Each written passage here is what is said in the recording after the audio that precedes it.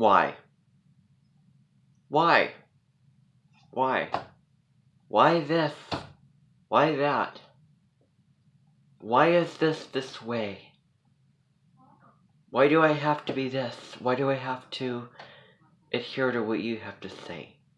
So on and so forth. The question why is only one word with 3 letters in it, spelled W-H-Y ? And it is a key question that really says a lot about Aquarian energy. Now there is a low frequency and a high frequency, a low octave and a high octave, a low road, a high road. When it comes to zodiac signs, I know some astrologers say that they call it frequencies, like I know the astrologers, I know Rebecca Goldsmith calls things frequency. Deborah Silverman calls it a low road. Like something else. But whatever term you use. But so you're not going to entirely like this, but I'm going to say it anyway. Astrology is not an excuse.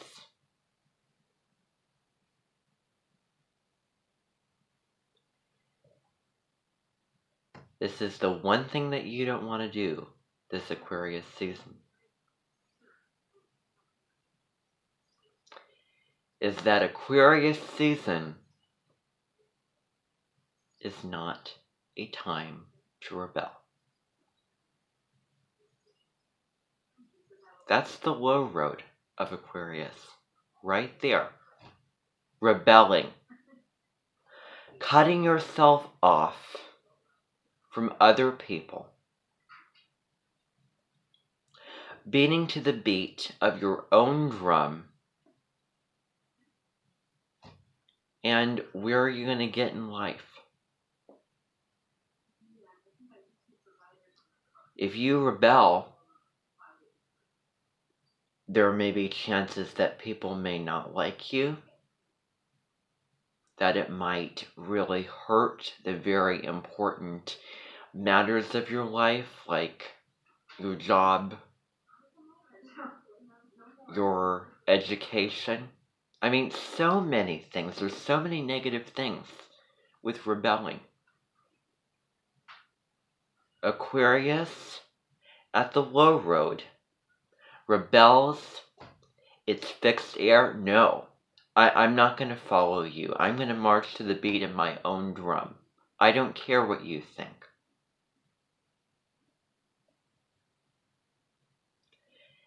Instead of rebelling,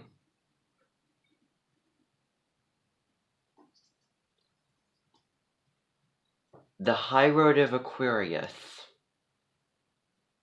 is the humanitarian. The high road of Aquarius is the one who is very, very broad-minded, very advanced, very curious, interested in humanitarian issues. Not only that, it doesn't need to be a humanitarian issue.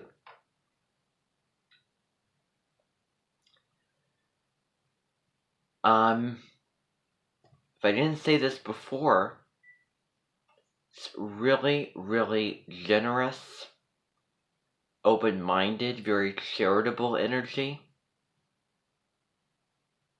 and wanting to learn and really wanting to hear what others have to say, what others have to say as an individual. Expressing themselves and their ideals in an individualistic way.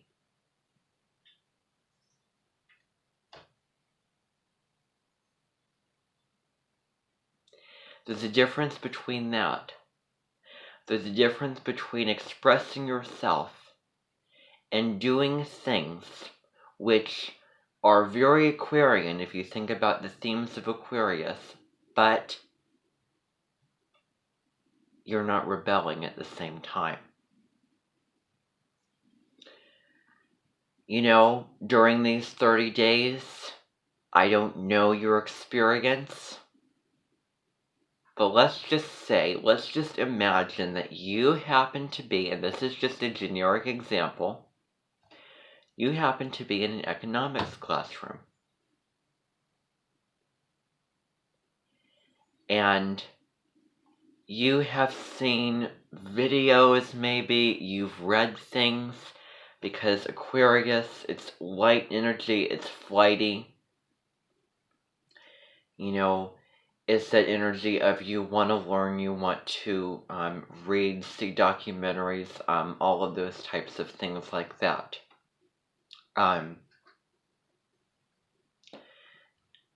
You know, and also rules, you know, the digital world, technology, new advances in technology. Well, anyway, you know, you're in an economics classroom.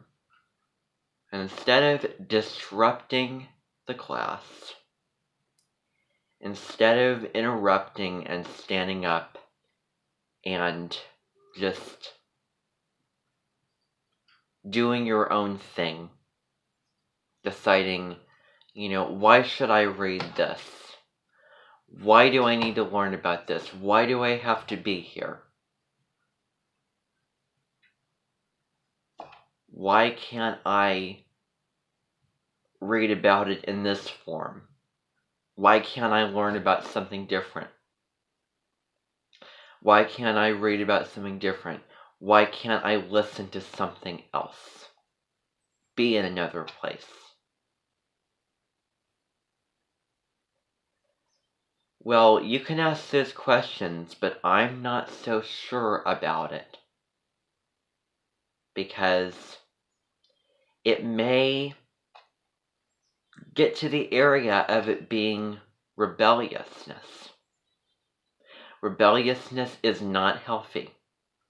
It cuts you off from others, and we're all social creatures. We all are in a community. Aquarius is communities.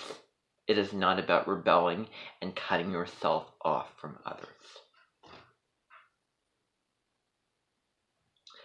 It is a detached energy, but a connected energy. The glyph of Aquarius is two waves that are connected but detached.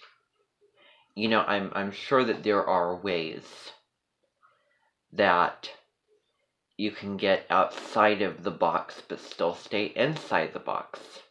Okay, let me clarify. The box, quote unquote, is the world. The box is the world. The box is the world. The box is full of civilizations. It is full of history. It is full of culture. It is full of knowledge. It's full of different faces and places and spaces. That's the box. Just going out of the box, well, that's a mindset. That's a perspective. You think that the box is small when it's actually huge. And this is a mindset. Maybe you are expanding your mind beyond what you have expanded it to, what you have stretched. I don't know. Other points in time in the year. Maybe it's a shift of how you view things. Maybe sitting in that classroom, you don't rebel. You don't speak out and say negative things that would be rebellious. You follow. You go along with authority, go by the book, but that's not what it's about. It's really about sitting in the classroom, for example, and opening your mind, getting engaged, sitting in there and applying yourself to what you're learning. Listen, learn, absorb the information, and getting along with others, seeing their perspectives while they're having an in-class discussion, expressing your own perspectives on the issue at hand. You can't express yourself without rebelling. And that is, I think, a key for Aquarius, expressing yourself and being individualistic. And, and here's the deal about rebelling also. Not only does it cut you off from other people, but when you rebel, your mind closes. Aquarius is collective air. Let's open the mind. Let's open the mind and engage the mind. And, that's what it's about. So, you can do this even if you're in circumstances where you absolutely cannot go against authority. It is about going along with that, but being open-minded to what you're doing, even if it is difficult, even if it is boring. You can explore your own things on, your own time. But asking, why am I doing this? What is the value of this? And instead of, as I said, completely going against it, this is not right, this is not who I want, this and that. Cooperate. And know that Aquarius is a humanitarian sign. Rebelling is not. The word rebelling is not the same as saying compassionate. Period. Serve humbly. As I said, it's charitable energy as well. So, that's what I want to say about the next 30 days. And maybe next time, it's really channeling. And, and the high road of the sign can really, really be through also the opposite sign. So if Aquarius is negatively detached, if Aquarius, at the lower octave of it, negatively detached, Aquarius rules astrology, all these types of things, is I'm marching to the beat of my own drum. I'm not going to be the arrow that is going to, I'm not going to be the paper that's going to go on the same path.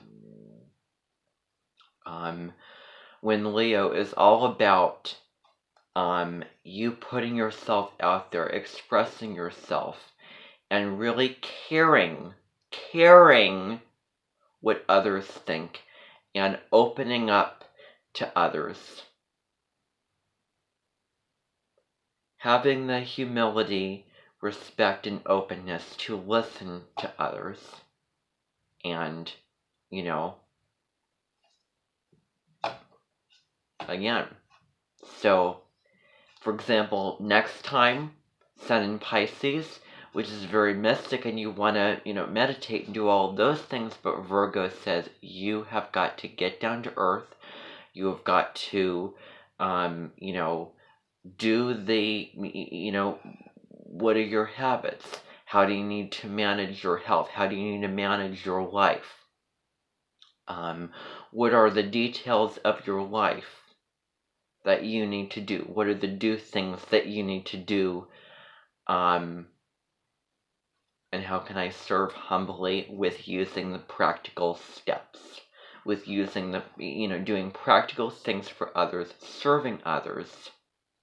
Pisces is compassionate and giving and all of that. But doing it so in a way that is realistic for if you were to go out in the workforce. Life is not something where, it's not necessarily a Darman film all the time. You can just merge with anyone and, no, there are practical things. And, use Pisces energy, but express the energy through its polar opposite, which is Virgo. Get down to earth. Get your head out of the clouds. What are the practical steps that you need to accomplish? This and that. North Node in Taurus.